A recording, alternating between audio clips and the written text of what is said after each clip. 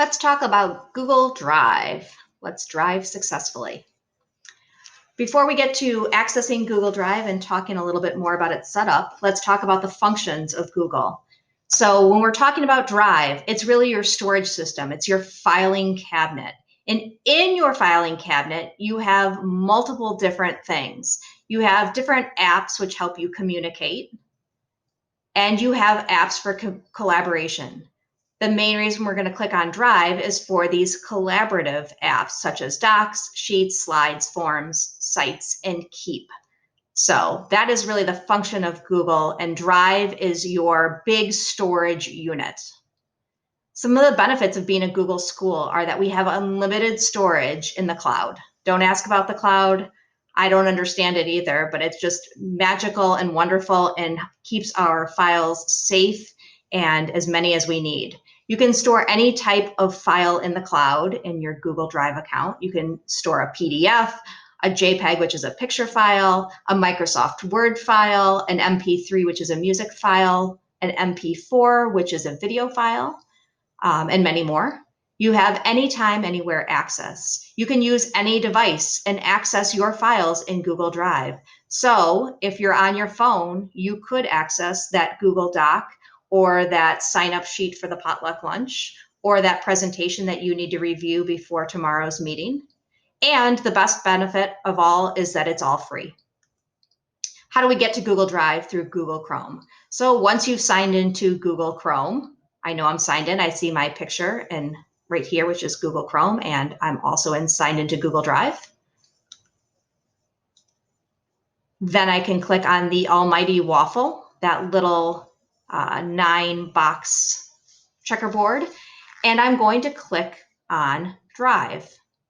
When I click on Drive, I am brought to the main screen. And you'll notice we're going to start first by talking about the left sidebar, the side on the left here where you have all of your different options. So on the left side, we have My Drive. My Drive is where you have your files, things that you have added, you personally have added, whether you've created them or not, you have added them to My Drive. You'll see that the blue highlighting surrounding the title indicates the section that we're currently viewing. So I know I'm viewing My Drive, and it's also written here, My Drive.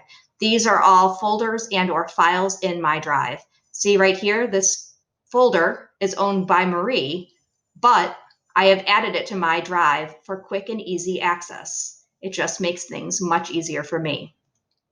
We also have shared drives. Shared drives are just below My Drive. I've selected it, it's in blue.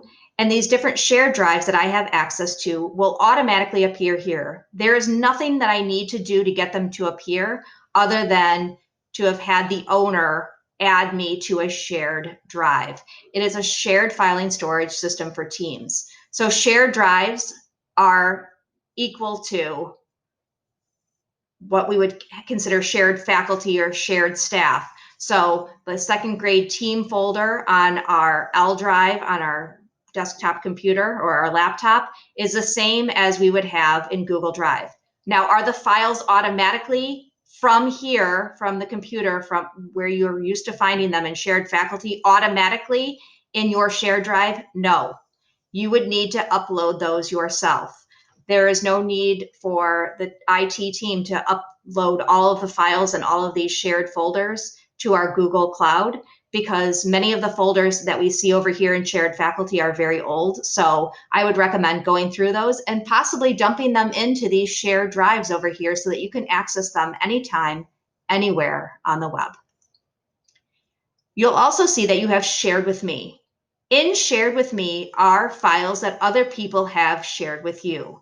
This means that when you get an email from someone saying that they have shared a Google document with you, you already have it at your fingertips. You do not need to access that file through your email. Again, you do not need to access that file through your email.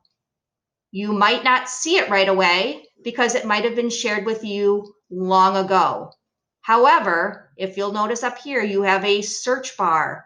If you know who shared it with you, you can click in the search bar and add their email address, and it actually will automatically start to populate as you start typing someone's name. Additionally, you could just start typing potluck if you were looking for the latest potluck sign up. And I would search in shared with me unless you were the creator of that, and you should find it right then and there and have access to it. Recent. This is a list of all of the documents you've been working on recently. That one's kind of obvious. You have starred. Starred files are files that you have chosen to single out and star.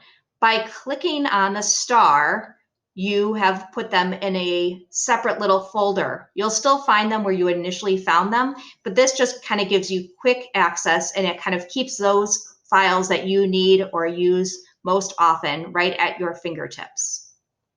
Now let's go over to the right-hand side, the right sidebar. You'll notice on the right sidebar that you have this little eye with a circle around it. That is for the information area, to show or hide this information here. If you're not seeing this information on your computer, it's because you've clicked on the eye. So if you click on the eye, it'll either show or hide. Then you'll notice that you have an activities and a details pane right here. In the activity pane, you'll see all of the activity that has happened. It's just sort of an abbreviated, quick little list of what's happened recently with a certain file. You also have a details pane.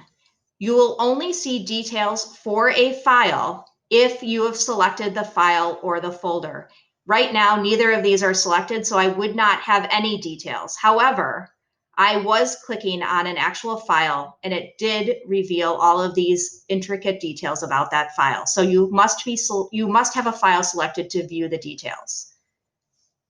To change the view, perhaps you like a grid view, perhaps you like a list view. It's all up to you, and you can change that as often as you'd like by clicking on the little icons to the left of the letter, or the little eye with the circle around it. So you've got a grid view and a list view. Honestly, I don't see much difference myself, but everyone has their preferences. So flip-flop between grid and list view for your personal preference. Now you've got the middle, the meat. This is all the good stuff here. These are all your files and folders and documents, everything like that. So that's all located in the middle. It's sort of your workspace. You'll notice that you can sort and organize by name. It goes A to Z or Z to A. There are really no other ways of organizing your files. And to select a file or folder, you would actually click on it. When you've got a blue box around it, it means it's been selected. So that's how you know you've selected a file or folder to work on and from. So that's a little bit about the overview of Drive and the different pieces of Drive. Stay tuned for another video to learn a little bit more.